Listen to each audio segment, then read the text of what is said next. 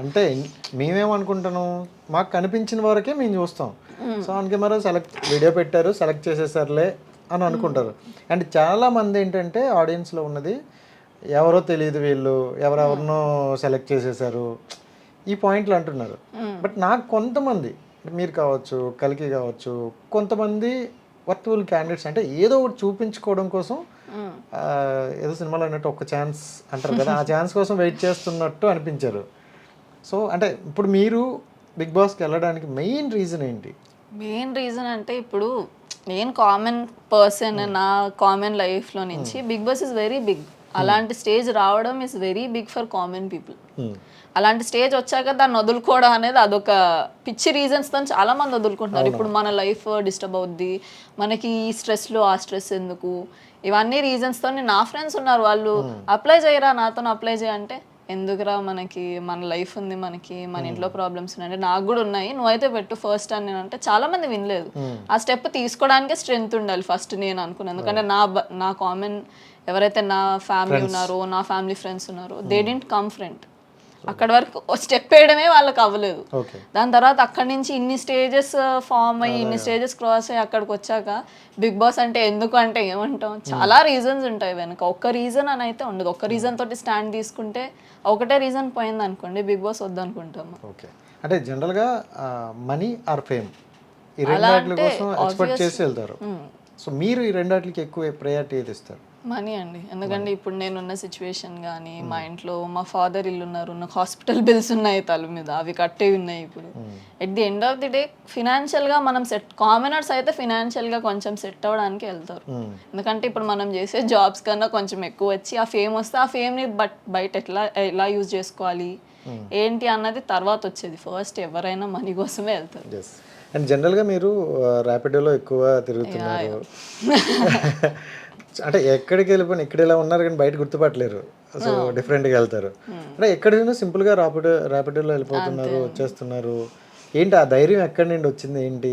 అంటే లైఫ్లో అయినా కొన్ని సిచ్యువేషన్స్ బట్టి ఒంటరిగా ఉండడం అలవాటు అయిపోయింది. ఇంకా ఎవరో సపోర్ట్ ఉండాలి అంటే ఎప్పుడు మన ఫ్రెండ్స్ ఎప్పుడు మనతో ఉండరు, వాళ్ళకు ఒక లైఫ్ ఉంటుంది. నాకు ఫస్ట్ డ్రైవింగ్ రాదు, అదొకటి ఉంది, డ్రైవింగ్ రాదు మనకి, ఇంకా అలవాటు అయిపోయింది. నా నార్మల్ లైఫ్లో నేను జిమ్కి వెళ్ళడం కానీ అక్కడికి ఇక్కడికి వెళ్ళడం, నేను ర్యాపిడోలోనే తిరుగుతా.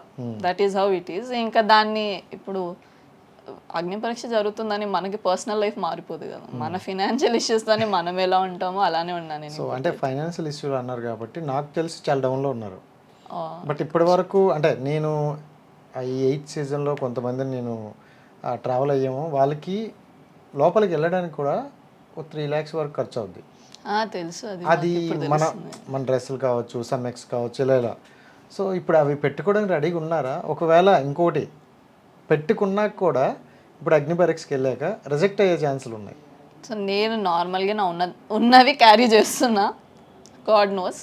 పెట్టేది మన మీద కొంచెం ఇన్వెస్ట్ చేసుకోవాలి. నేను ఎప్పుడు నా లైఫ్ మీద ఏది ఇన్వెస్ట్ చేయలేదు. ఎన్ని రోజులు ఎందుకు ఇది తీసుకుంటే మళ్ళీ ఇక్కడ ఖర్చు వస్తుందేమో అది ఇది అని ఆలోచించి నేను ఇప్పుడు పెట్టుకుంటున్నా కొంచెం. ఇట్స్ ఓకే, మన కోసం మనం పెట్టుకోవాలి అని సేవింగ్స్ నుంచి తీసి అక్కడి నుంచి తీసి ఇక్కడ నుంచి తీసి పెట్టుకుంటున్నాం. ఏమొద్దు ఇంకా తెలియదు. కానీ ద థింగ్ ఇస్ సమ్వేర్ నేను ఎప్పుడు నా మీద పెట్టుకోలేదు. నా ఫోనే నేను 7 years నుంచి వాడుతున్నా. ఆ ఫోన్ పలగొట్టమంటే నాకు ఇప్పుడు ఎందుకు బాబు, హ్యాపీ బర్త్డే చెప్దాం. 7 years నుండి ఉంచారా? 7 years నుంచి అదే ఫోన్ ఉంది. నేను అంత ఆలోచిస్తాను నాకు కొనడానికి. ఇట్స్ లైక్ కొనుక్కోవచ్చు, పెద్ద వాదం లేదు, ఈఎంఐ కట్టుకోవచ్చు, కానీ ఆ 2000 మనకు ఎక్కడ పనికొస్తాయో అని ఆలోచించుకునే ఫ్యామిలీ నుంచి వచ్చిన అమ్మాయిని నేను. మా ఇంట్లో నేనే ఎర్నింగ్ కాబట్టి నాకు కొంచెం ఉంటాయి కొన్ని, ఇంతెందుకు దీనికి ఇంతెందుకు, ఇప్పుడు మనకి ఇది అవసరమా అని ఎన్నో సంవత్సరాల నుంచి ఖరాబ్ అయిపోయిన ఫోన్ అలానే వాడుతున్నా. అది స్టేజ్ మీద పలగొట్టమన్నా కూడా నేను పలగొట్టలేకపోయాను, ఎందుకంటే మనం కొనుక్కోలేము. తర్వాత ఏమవుతుంటే నాకైతే షాకిబ్ అలా పలకవాడు ఆలోచించలేదు అసలు. వాడికి అదే లాస్ట్ ఛాన్స్ అనిపించిందేమో, తీసి ఆ 10 seconds నవదీప్ గారు కౌంట్ చేస్తారు మాకు చెప్పి. ఈ 10 secondsలో ఆ కర్టెన్ ఏదైతే క్లాత్ ఉందో తీసిన వెంటనే పలగొట్టేయాలి, మీకు 10 seconds టైం ఇస్తాను అంటే వాడు ఒక్క సెకండ్ అలా తీసారు, హ్యామర్తో కొట్టి పక్కకి వెళ్ళిపోయి ఏడుస్తున్నాడు. వాడు ఏడుస్తుండే మా అందరికి అయ్యి బాబోయ్ ఏంటి వీడు ఇలా కొట్టేశాడు అని మాకు ఆ ఫీలింగ్ వచ్చేసి మేమందరం ఏడ్చేసాం అక్కడ. ఎందుకంటే ఒక కామనర్కి ఏదైనా ఇప్పుడు ఫోన్ అయినా చిన్నది ఏదైనా పలగొడితే మళ్ళీ కొనుక్కోవాలిరా. ఇప్పుడు షాకిబ్ దానికి ఈఎంఐ కడుతున్నాడు, ఇంకా ఫోన్ పలగొట్టేసి కూడా ఈఎంఐ కడుతున్నాడు. వాడికి ఇంకా ఆ పొజిషన్ ఉంది.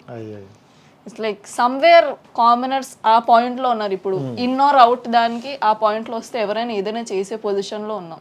అండ్ ఇప్పుడు కామనర్లను వచ్చిన వాళ్ళ కొంతమంది ఫైనాన్షియల్గా చాలా బాగున్నారు, ఫైనాన్షియల్గా కొంచెం సెట్గా అయిన వాళ్ళే ఉన్నారు. సో వాళ్ళ ఓట్ బ్యాంకింగ్ కూడా చాలా ఫాస్ట్గా నడుస్తుందని విన్నాం. సో ఆ ఓట్ బ్యాంకింగ్ మీద మీ ఒపీనియన్ ఏంటి? ఏం ఒపీనియన్స్ ఇస్తే ఏం మారుతాయండి, ఏం మారు. ఇప్పుడు ఒక్కొక్కరిది ఏజ్ ఫినాన్షియల్గా సెట్ అవ్వాలన్నా ఏజ్ అయిపోయి, ఇప్పుడు చూడండి ఒక 25స్లో ఉన్న వాళ్ళకి 30స్లో ఉన్న వాళ్ళకి డిఫరెన్స్ ఉంటుంది. ఫినాన్షియల్గా సెట్ ఉంటారు. ఇప్పుడు నేను 22, నా లైఫ్కి ఇదే నా ఫినాన్షియల్ స్టేట్, నేను దీనికన్నా ఎక్కువ ఎక్కడ ఇన్వెస్ట్ చేయను. లెట్స్ జెన్యున్గా వచ్చి ఓట్స్తో పైకి వెళ్ళే వాళ్ళు చాలామంది ఉన్నారు.